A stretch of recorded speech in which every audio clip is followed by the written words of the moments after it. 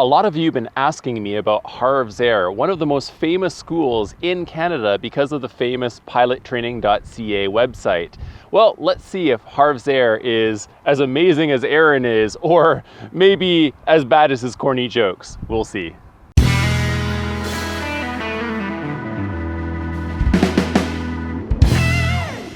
Hello, my friends. Welcome back to Late Departure. I'm Adam. And as always, I'm here looking for the perfect flight school for me. And today I actually was really curious to see how Harv's Air really stood up to all of the great reviews that they've gotten online and all of the good things that I've heard about them from the students that I've talked with in the Canadian aviation community.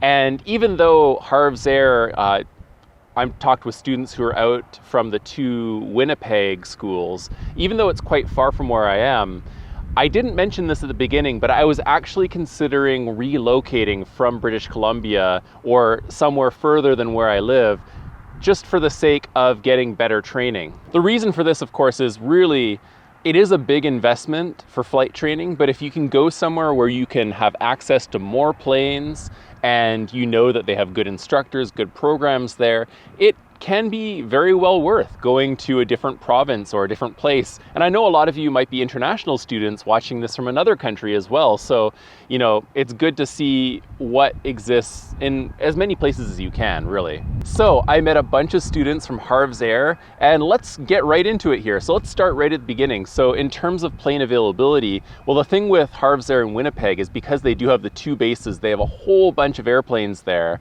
And from what I heard, the availability is really good. And so some people who are flying full-time, by the way, so people who are trying to fly 6-7 times a week, one of the students I talked with is even flying up to 3 hours a day, which if you can handle that, that's great. I'm not sure if it's the best thing in the world, but if you want to get it done, you got to get it done, right? And if you can manage your sleep and your study and your flight training in such a way that you're not getting too tired to fly properly or learn properly, go for it, right? That just might be something you could do. But in any case, yes, so they do have a decent fleet. So the students said they have one of the locations, at the Steinbach location, they have 8 152s, 4 172s, they have a Piper, a Champion, a Beech. So they have quite a few aircraft. Now, of course, compared to a place like Pro IFR or a Pacific Flying Club here in BC, they actually have larger fleets, mind you. But that being said, that's still a very decent sized fleet, and that's something that you might want to consider. They have a good fleet and they have good availability. And like I said, these students were able to book even anywhere from a week to 2 weeks ahead, so it's slightly above average in terms of booking availability. And really that's the bottom line. Can you get planes? Can you get out when you want to? And in some cases, the students said you could even book sometimes day of or within a few days. And that's amazing because in British Columbia, that's really hard to do. Now, one thing about the bookings is the students said that you can only book 6 bookings at once, which is actually a lot less than a lot of other schools. So most schools have a maximum booking of 15 bookings at a time. However, if you have an instructor, and they mentioned this as well, instructors can book more. So similar to other systems, yes, you can only get 6 bookings by yourself, but if you ask your instructor, you could get more. But again, something to keep in mind, if you're find yourself in a situation where you have to book your own flights, you might get severely limited that way. And in a similar story to what I heard at some of the other schools, one of the students said they only ever had 1 booking in their entire PPL program thus far canceled, and that was because of maintenance. And that was a similar story to what I heard from other schools where students did encounter like 1 cancellation due to maintenance, which really is nothing when you consider the fact that you're probably going to make hundreds of bookings over your time at that school, right? Now, in terms of instructor availability, there are quite a few instructors there. So most recently, one of the current students says there's around 17 instructors at one of the schools that student's currently going to, so at the Steinbeck school. And so that's a pretty decent instructor to plane ratio. That means that, almost every instructor potentially has a plane to go out on, and that's quite a few instructors as well. So the student said that they hadn't actually had any instructor turnover in their experience, which is kind of miraculous when you think about it, because typically there's a lot of instructor turnover, even if it's not as crazy as it is at some of the other schools that we talked about. It seems though to me like if that's the case, and I talked with quite a few students from Harv's Air, it means that they are managing their students and instructors very well. They're putting instructors who are there for a longer period or who have a longer time left until they go into the airlines, and so they're not getting a turnover rate. But also keep in mind that this could also be because of COVID. And of course, during COVID right now, it's not as easy for instructors to get jobs in the airlines as it was before COVID. That being said, it still sounds like it's pretty good because there are instructor turnover rates even now during COVID at some of the other schools. Now, one thing that did kind of come across as a semi-red flag to me was the fact that they do have a partnership with a big college. I think it's the Providence Bible College. And for me, that can be an issue. So for example, the schools like, for example, Pro IFR, Pacific Flying Club, a whole bunch of them, they have affiliations with local colleges. And what happens there is when they do the college programs, quite often the college students get priority over bookings. So they get block bookings, and students like me and maybe you guys who are doing it on our own, not with a college, we kind of get brushed to the side. And in the worst case scenarios, like I mentioned at BCIT and Pacific Flying Club, you can just get your bookings bumped or something like that when BCIT students need them, which to me is really terrible. It's something I don't like. So I don't know if that's the case at Harv's there. The students didn't report anything like that. They didn't have those experiences, but it's always something you want to keep in mind when you're shopping for schools. In terms of forcing students to buy supplemental materials, students reported they didn't experience anything like that. They did have ground school packages available with all of the equipment like the E6B and the flight training manual and all that kind of stuff, fairly standard.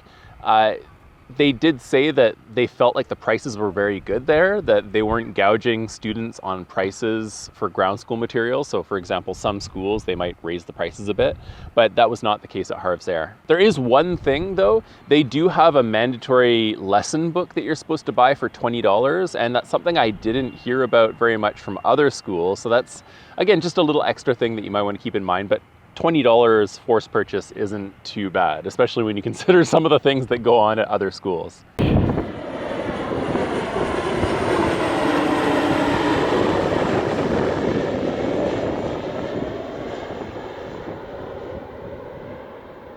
In terms of ratings, they did not pressure the students into getting any extra ratings or anything like that. That wasn't something that was common.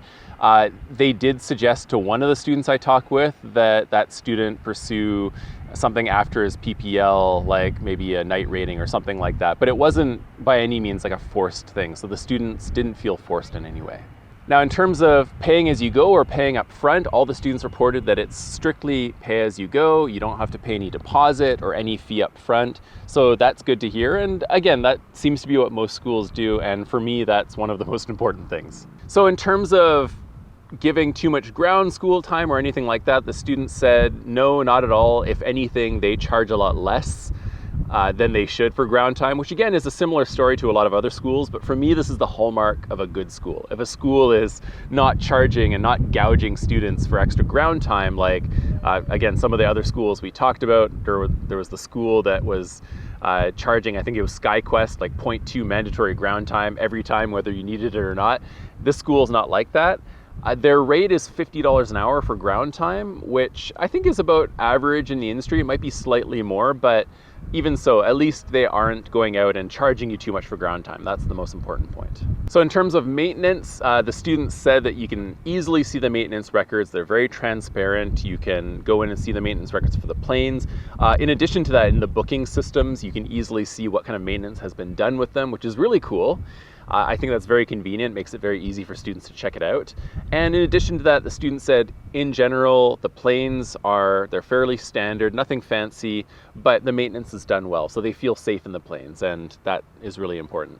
Now, of course, I have the new question that I just started asking about weather minima, and the weather minima, it kind of shocked me to say the least, but I think this is specifically for Manitoba. And you have to keep in mind that Manitoba can experience some very, very cold, icy winters. And so the weather minima, the cold limit is -28, which makes me laugh because in Vancouver, I think the coldest we ever get is maybe -2, maybe, like very rarely. Like you'll see me recording videos out here in December, because in December it's going to be 6 degrees or 7 degrees. It's very warm in Vancouver, but minus 28, that is something right there. Holy moly.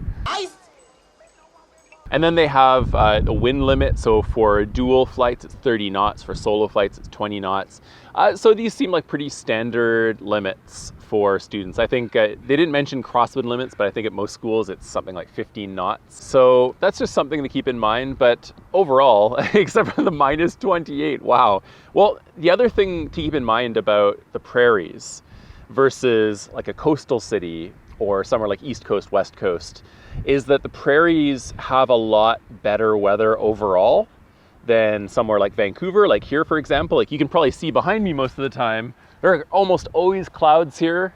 You have the mountains off in the distance there. You know, we have a very special kind of zone in Vancouver where the mountains kind of catch all of the clouds. Everything kind of gets funneled in here. As you probably know, the northwest of North America, especially around Vancouver and of course in like Seattle in the United States, we're kind of rainforest in a way. I think they classify us as a type of rainforest because it does rain so often. It doesn't rain so much these days, but if you were to compare good weather days and bad weather days in the prairies, so Alberta, Saskatchewan, Manitoba versus British Columbia, where I am, you get a lot better weather in the prairies than you get here. So if you're in a rush to get your pilot training done and you want to do it all year round nonstop, the prairies are definitely something to consider. And that's why I'm even doing this interview. I would consider flying out there because the weather out there is so amazing, and because I would definitely be able to get it done a lot faster than I might be able to get it done,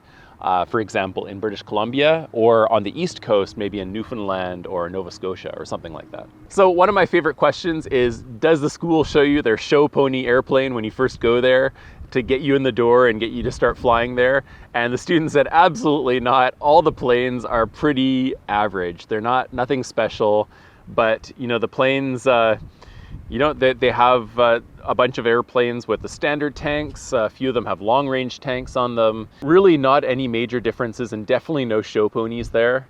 They actually said, to the contrary, they sometimes had issues, like sometimes the fuel drain, the strainer cup or whatnot is not in some of the airplanes, so you have to get it from another airplane. That's really average. I can tell you from experience that happens at a lot of flying schools. You'll reach into the pocket behind the seat to try to find a fuel strainer cup to test the fuel to see if there's any water or sediment in the fuel, and there won't be one. So you have to go to another airplane and steal someone else's to check your fuel. So this isn't by any means anything that is out of the ordinary. This happens at a lot of flight schools. What the heck happens to those things? Are people stealing fuel strainer cups or something? I don't understand what the purpose of that is, but who knows, right? So the final and one of the most important questions for me, as always, is do they take the time to sit down with you and plan out your goals? Make sure that you are able to reach your goals. And the students that I talk with, especially the older students, said that they had a really good experience at Harv's Air, that the instructors really took care of them, the management really took care of them, made sure that, you know, the things they wanted to do, they'd be able to do it in their time, in the way they wanted to do it. I love that. That's perfect for me. That for me is a really great flight school. That's something you really want when you go to a flight school. So I was really happy to hear about that. And it sounds like, you know, Harv's Air, it has gotten really good reviews. I've found very, very few bad reviews for Harv's Air. So that's about it for Harv's Air. Just like some closing notes, you know, some extra comments. Students said, you know, overall, flight time is easy to come by. The booking and payment systems are very efficient, very well organized, well managed. Instructors know their stuff, and instructors are kind. And really, that's really, really important. Like I've said, instructors are everything. If you have a good instructor, that could make or break your entire aviation career, really, because they could make your life really good or make it really bad, right? Overall, to be honest, I'm not surprised that they've gotten such good reviews and the students speak so highly of it, because like I said, I'm personally doing the pilottraining.ca ground school right now, and it's an absolutely amazing experience. Aaron, I'd love to meet him one day. He sounds like just the coolest guy ever. He's so fun, and I'm an older guy. I appreciate the dad jokes, the corny jokes. I know I said at the beginning of the video that I wonder if it's as bad as his corny jokes, but you know, I like those. They give some levity to the information. He tries his best to help you understand everything. And I think that kind of philosophy to learning how to fly that Aaron really shows in those training videos reflects upon what the school actually does. And really, that is key. That's the most important thing, that you can get that same quality, that high quality, that level of caring in your flight training program, because that's going to make you want to keep flying. That's going to make you love flying and ultimately understand everything you need to understand there. So I hope this satisfied the urge to know about Harv's Air for all of you who've been asking me about it. If you have any other questions, please let me know down in the comments. I'd be happy to answer. Thank you again for joining me on my late departure, and I look forward to continuing on this journey with all of you and hopefully sharing in some of your stories too. I look forward to seeing how each of you do when you choose your flight schools and how your training goes. As always, I hope you enjoy this wonderful day. Be happy, be healthy. If you're flying, fly your best, fly safe, and I'll see you next time.